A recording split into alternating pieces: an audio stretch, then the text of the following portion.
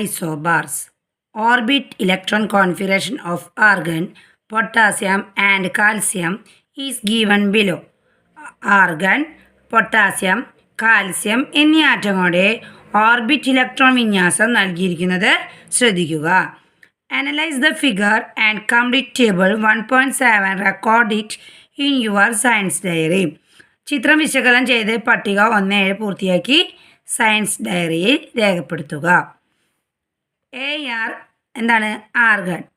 K പൊട്ടാസ്യം, Ca കാൽസ്യം. ആർഗണിലെ പ്രോട്ടോൺ പ്രോട്ടോൺ എത്ര ഇരിക്കുന്നു? 18 അല്ലേ? 18 തന്നിട്ടുണ്ട്, നമ്മളത് എഴുതി. പ്രോട്ടോൺ എന്താണോ അത് തന്നെയാണ് എന്ത്? ഇലക്ട്രോണും ആറ്റോമിക് നമ്പറും. അപ്പം നമുക്ക് ഇലക്ട്രോൺ 18 എഴുതാം, ആറ്റോമിക് നമ്പർ 18 എഴുതാം. എങ്കിൽ ന്യൂട്രോൺ എത്രയാണ്? Neutron 22, 22 neutron. അപ്പോൾ മാസ് നമ്പർ എങ്ങനെ നമുക്ക് കണ്ടുപിടിക്കാം? 18ഉം 22ഉം തമ്മിൽ നമുക്ക് ആഡ് ചെയ്യാം. എങ്ങനെ നമുക്ക് 18ഉം 22ഉം കൂടി ആഡ് ചെയ്താൽ 8ഉം കൂടി 10 ആയി. 0 1 2 1 3 1 4. അപ്പോൾ നമുക്ക് എത്ര കിട്ടി? 14 ആൻസർ കിട്ടി. കണ്ടല്ലോ? അപ്പോൾ അതാണ് എന്ത്? Mass number. പ്രോട്ടോൺ എന്താണോ അത് തന്നെയാണ് എന്ത്? ഇലക്ട്രോണും ആറ്റോമിക് നമ്പറും. ഇനി ന്യൂട്രോണും പ്രോട്ടോണോ അല്ലെങ്കിൽ അല്ലെങ്കിൽ ആറ്റോമിക് നമ്പറും കൂടി ആഡ് ചെയ്യുമ്പോഴാണ് നമുക്ക് മാസ് നമ്പർ കിട്ടുന്നത്. ഇനി K എന്താണ്? പൊട്ടാസ്യത്തിലെ ഇലക്ട്രോൺ തന്നിട്ടുണ്ട് 19 അല്ലേ? 19 ഇലക്ട്രോൺ ആകുമ്പോൾ പ്രോട്ടോണും ആറ്റോമിക് നമ്പറും എന്തായിരിക്കും? 19 തന്നെ. എങ്കിൽ പൊട്ടാസ്യത്തിൻ്റെ ന്യൂട്രോൺ എന്തായിരിക്കും? ന്യൂട്രോൺ 21 ആണല്ലോ. 21ഉം 19ഉം കൂടി നമുക്ക് ആഡ് ചെയ്യാം. 9ഉം 1ഉം കൂടി 10 ആയി. 0 1 2ഉം 1ഉം 3 3 1 4 40. അപ്പോൾ മാസ് നമ്പർ ന്യൂട്രോൺ എത്ര കിട്ടിയതിൽ? 21. അപ്പോൾ ഈ 21ഉം 19ഉം കൂടി ആഡ് ചെയ്തപ്പോഴാണ് നമുക്ക് മാസ് നമ്പർ കിട്ടിയത്. ഇനി കാൽസ്യം എത്രയാണ്? കാൽസ്യത്തിൽ പ്രോട്ടോൺ 20. പ്രോട്ടോൺ തന്നെയാണ് ഇലക്ട്രോണും ആറ്റോമിക് നമ്പറും. പ്രോട്ടോൺ 20 എഴുതാം. അപ്പോൾ ഇലക്ട്രോണും 20, ആറ്റോമിക് നമ്പറും 20. എങ്കിൽ മാസ് നമ്പർ എത്ര? ഈ 20ഉം 20ഉം കൂടി ആഡ് ചെയ്യുമ്പോൾ നമുക്ക് എത്ര കിട്ടി? 14. 0 0 0 2ഉം 2ഉം 4. നമുക്ക് മാസ് നമ്പർ 14 കിട്ടി. ഇനി what is the peculiarity of the mass number of these elements? ഈ മൂലങ്ങളുടെ മാസ് നമ്പറിൻ്റെ പ്രത്യേകത എന്താണ്? തുല്യമാണ്. ഈ മൂലത്തിന് മാസ് നമ്പറിൻ്റെ പ്രത്യേകത ഒരേപോലെയാണ് അല്ലേ? തുല്യമാണ്. അപ്പോൾ എന്താ പറയുക നമ്മൾ? Equal. Next, are the atomic numbers the same? Atomic number തുല്യമാണോ? അല്ല, തുല്യമല്ല. അപ്പം നോ എന്നെഴുതാം. These atoms are known as isobars. ഈ ആറ്റങ്ങൾ ഐസോബാറുകൾ എന്ന് അറിയപ്പെടുന്നു. Isobars are atoms having the same mass number and different atomic numbers. ഒരേ മാസ് നമ്പറും വ്യത്യസ്ത ആറ്റോമിക് നമ്പറുമുള്ള ആറ്റങ്ങളാണ് ഐസോബാർസ് എന്ന് പറയുന്നത്. They are atoms of different elements in which the number of nucleons, proton plus neutron, are equal. ഈ ന്യൂക്ലിയസിലെ ആകെ കണങ്ങളുടെ എണ്ണം പ്രോട്ടോണും ന്യൂട്രോണും plus ചെയ്യുന്നതാണ്. അത് തുല്യമായ വ്യത്യസ്ത മൂലക ആറ്റങ്ങളായിരിക്കും. Let's assess. വിലയിരുത്താം. Some observations related to experiments on cathode rays are given. Write the inference based on each observation. Cathode രശ്മികളുമായി ബന്ധപ്പെട്ട ചില പരീക്ഷണ നിരീക്ഷണങ്ങൾ നൽകിയിരിക്കുന്നു. ഓരോ നിരീക്ഷണത്തിനെയും അനുമാനം എഴുതുക. A paddle wheel placed in the path of the cathode rays rotates. അപ്പോൾ കാഥോഡ് രശ്മികളെ പാതയിൽ വെച്ച നേർത്ത ഇതളുകളുള്ള ചക്രം കറങ്ങുന്നു. അതെന്തുകൊണ്ടാണ്? കാഥോഡ് രശ്മികളിലെ കണങ്ങൾക്ക് മാസ് ഉള്ളത് കൊണ്ടാണ്. Particles of cathode rays possess masses. അപ്പം നമുക്കത് എഴുതാം. Particles of cathode raise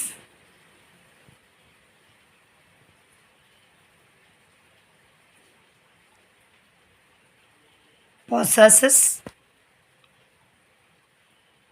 mass.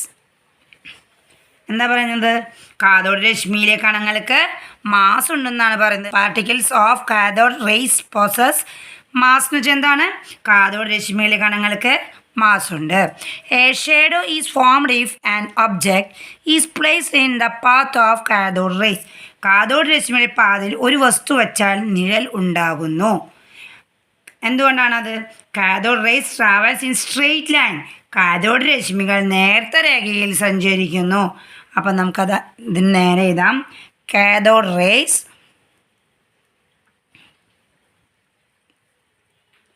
Travels in straight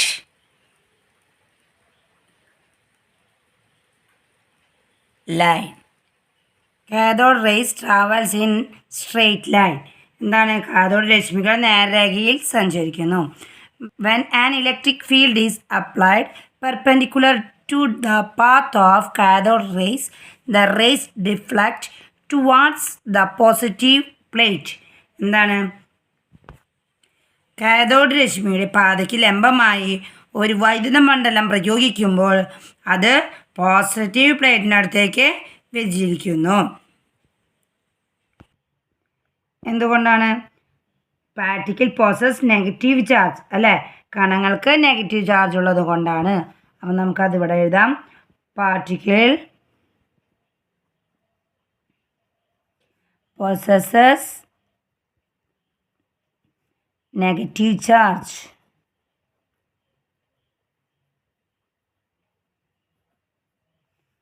എന്താണ്? കണങ്ങൾക്ക് നെഗറ്റീവ് ചാർജ് ഉണ്ട്. പാർട്ടിക്കിൾ പോസസ് നെഗറ്റീവ് ചാർജ് എന്ന് പറഞ്ഞാൽ എന്താണ്? കണങ്ങൾക്ക് നെഗറ്റീവ് ചാർജ് ഉണ്ടെന്നാണ് പറയുന്നത്. The atomic number of an atom is 16 and mass number is 32. ഒരു ആറ്റത്തിൻ്റെ ആറ്റോമിക നമ്പർ 16ഉം മാസ് നമ്പർ 32മാണ്. How many electrons, protons and neutrons are present in this atom? ഈ ആറ്റത്തിൽ എത്ര ഇലക്ട്രോണും എത്ര പ്രോട്ടോണും ന്യൂട്രോണും അടങ്ങിയിട്ടുണ്ടെന്നാണ് ചോദിക്കുന്നത്. എത്രയാണ് ആറ്റമിൻ്റെ പറഞ്ഞിട്ടുള്ളത്? നമ്പർ ഓഫ് ആറ്റം ഈസ് 16 അല്ലെ? ആറ്റത്തിൻ്റെ ആറ്റോമിക നമ്പർ എത്രയാണ്? 16ആണ്. അപ്പോൾ ഇലക്ട്രോൺ എത്രയാണ്? 16ആണ്. പ്രോട്ടോൺ എത്രയാണ്? 16ആണ്. ന്യൂട്രോണും 16ആണ്. ഇനി write the electron configuration of this atom. ഈ ആറ്റത്തിൻ്റെ ഇലക്ട്രോൺ വിന്യാസം എത്രയാണ്? 16 അല്ലേ? 16 നമുക്ക് എങ്ങനെ എഴുതാം? 16നെ 2 8 അല്ലേ? 8ഉം 2ഉം 10 ആണെങ്കിൽ നെക്സ്റ്റ് എത്രയായിരിക്കും? 6. 16. അപ്പോൾ KLM കണ്ടോ? 2 8 6 എന്ന് എഴുതാം. ഇനി draw the orbit electron configuration of this atom. ഇതിൻ്റെ ഓർബിറ്റ് വിന്യാസം, ഇലക്ട്രോൺ വിന്യാസം ചിത്രീകരിക്കണം, അതായത് വരയ്ക്കണം എന്നാണ് പറയുന്നത്. എങ്ങനെ വരയ്ക്കാം? നമുക്ക് ആദ്യം ഒരു ചെറിയ റൗണ്ട് വരയ്ക്കാം. അതിൽ നമുക്ക് പ്രോട്ടോണും ന്യൂട്രോണും എഴുതാം അല്ലേ?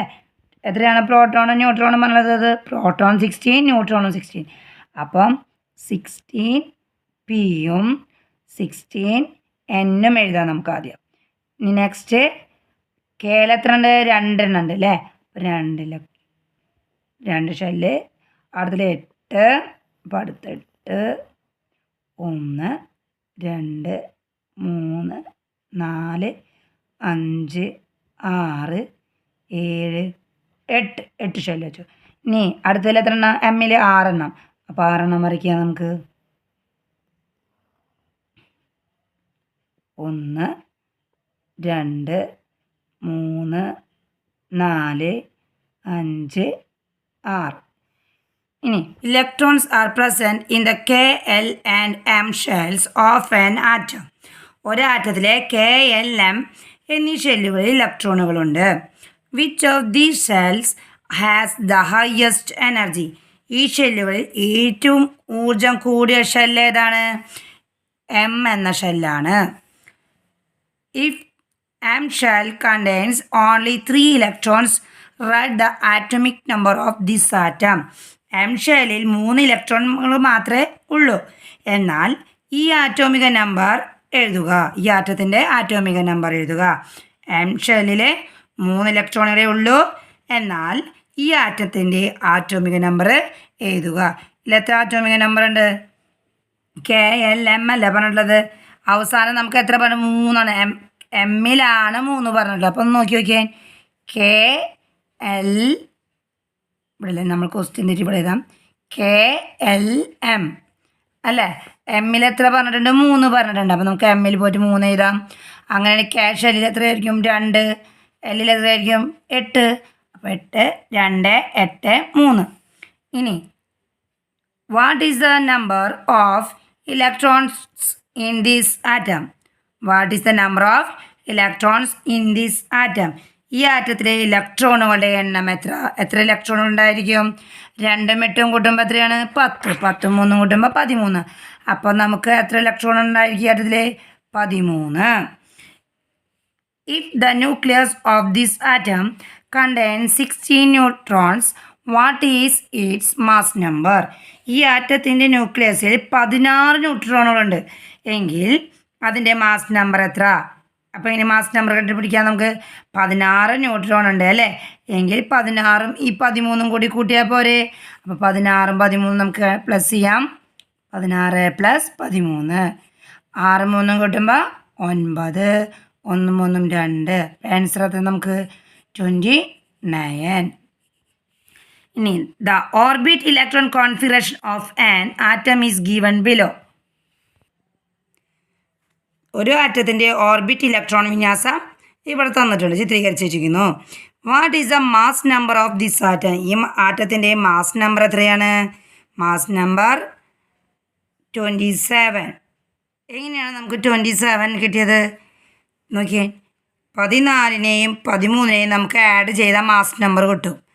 14, 13 കണ്ട 4, 3, 7, 1, 1, 2. അപ്പോൾ what is the mass number of this atom? ഈ ആറ്റത്തിൻ്റെ മാസ് നമ്പർ എത്രയാണ്? 27. Write its electron configuration. ഇതിൻ്റെ ഇലക്ട്രോൺ കോൺഫിഗറേഷൻ എത്രയാണ് വരിക? നമുക്കിവിടെ പ്രോട്ടോൺ എത്ര തന്നിട്ടുണ്ട്? 13 തന്നിട്ടുണ്ട്. അപ്പോൾ അതനുസരിച്ച് 3 ആണെങ്കിൽ 2ഉം 8ഉം KLM അല്ല, ഇതാണല്ലോ ഇലക്ട്രോൺ വിന്യാസം. അത് നമുക്ക് ഇവിടെ എഴുതാം. ഇലക്ട്രോൺ കോൺഫിഗറേഷൻ അവിടെ എഴുതാം 2, 8, 3. The symbols of some elements are given. ചില മൂലകങ്ങളുടെ പ്രതീകങ്ങളാണ് ഇവിടെ തന്നിരിക്കുന്നത്. Magnesium, calcium, N nitrogen, C calcium, Na sodium. ഇതിൻ്റെ എല്ലാം നമുക്ക് എന്തെല്ലാം പ്രതീകങ്ങൾ തന്നിട്ടുണ്ട്. ഇത് വെച്ചിട്ട് വേണം നമുക്ക് അടുത്ത പേജിലെ ക്വസ്റ്റ്യൻസിൻ്റെ ആൻസർ ചെയ്യാനായിട്ട്. Select a pair of isotopes from the given elements. Write the reason of selecting it. ഇവയിൽ നിന്നും ഒരു ജോഡി ഐസോട്ടോപ്പുകൾ തിരഞ്ഞെടുക്കുക. ഈ ജോഡി തിരഞ്ഞെടുക്കാനുള്ള കാരണം നമുക്ക് എഴുതണം. നമുക്ക് അപ്പുറത്ത് തന്നിട്ടുള്ള പേജിൽ തന്നിട്ടുള്ളത് എന്തൊക്കെയാണ്? കാൽസ്യം 12ഉം 6ഉം, കാൽസ്യം 12ഉം അല്ല 12 4 എന്നാണ്, പിന്നെ 14ഉം 6. തിരഞ്ഞെടുക്കാനുള്ള കാരണം എന്താണ്? ആറ്റോമിക് നമ്പർ രണ്ടിൻ്റെയും സെയിം ആണ് അല്ലേ? മാസ് നമ്പറോ മുകളിലുള്ളതാണ് മാസ് നമ്പർ, രണ്ടും തമ്മിൽ ഡിഫറെൻ്റ് ആണ്. അപ്പോൾ അത് നമുക്കിവിടെ കാരണം എഴുതാം, റീസൺ എഴുതാം. Atomic number is same but mass number is different.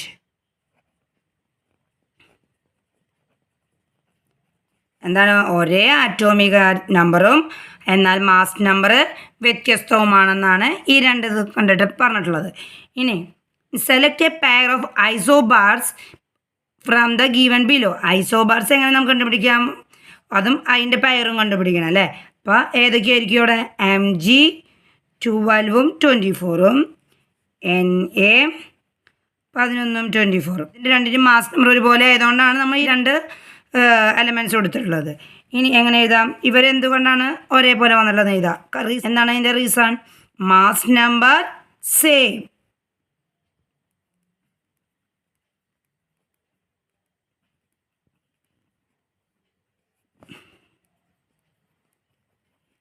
But atomic number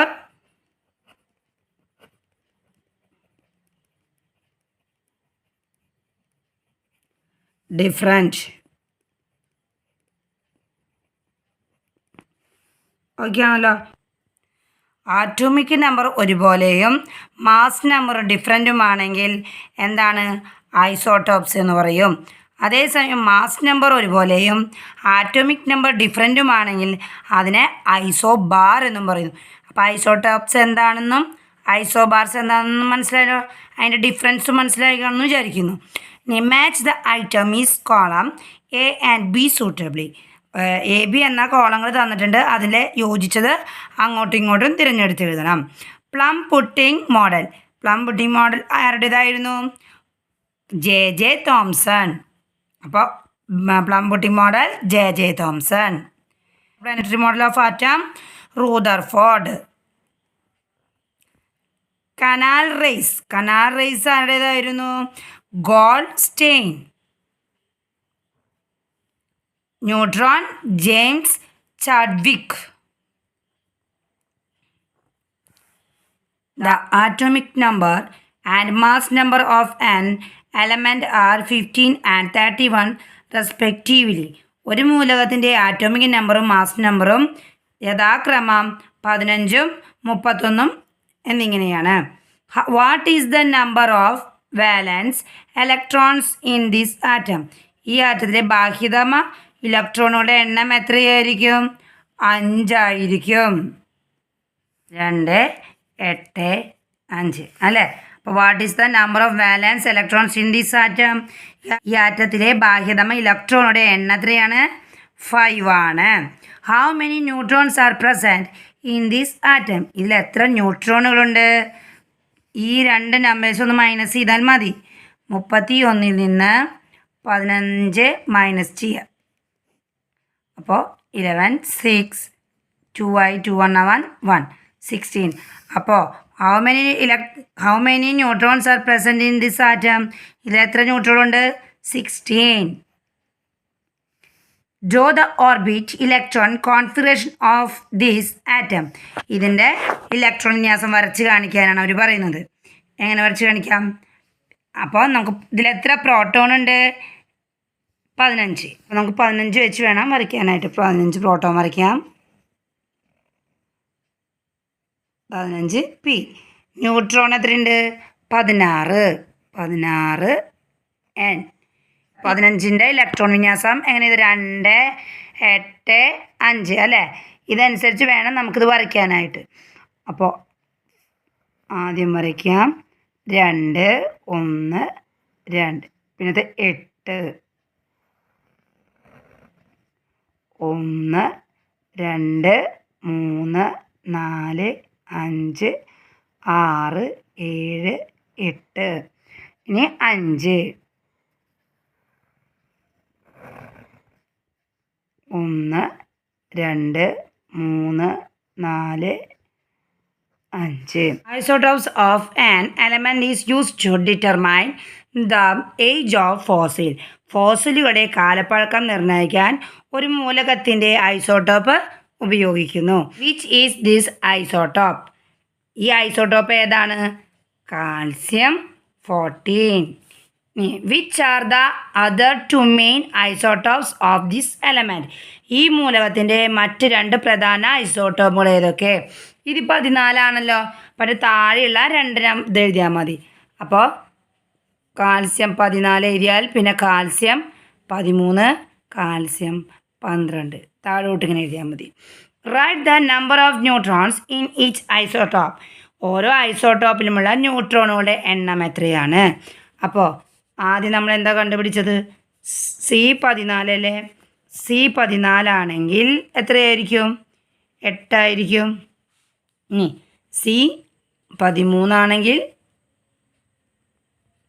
7 neutron ഉണ്ടായിരിക്കും. ഇനി C12 ആണെങ്കിലോ 6 ന്യൂട്രോൺ ഉണ്ടായിരിക്കും. നമ്മുടെ ഈ ചാപ്റ്റർ അവസാനിച്ചു. ഇനി നമുക്ക് അടുത്ത ക്ലാസ്സിൽ അടുത്ത ചാപ്റ്റർ പരിചയപ്പെടാം.